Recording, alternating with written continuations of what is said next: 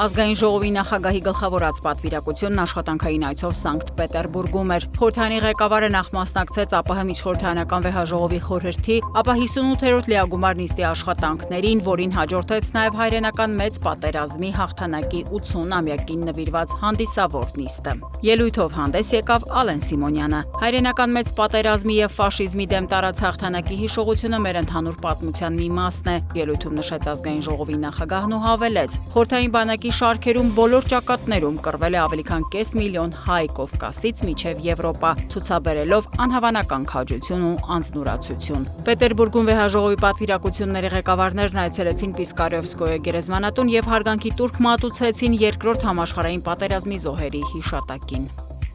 Պետերբուրգում Ալեն Սիմոնյանն ու խորհրդարանականները մասնակցեցին նաև հայրենական մեծ պատերազմի հաղթանակի 80-ամյակին նվիրված հոբելյանական համերգին։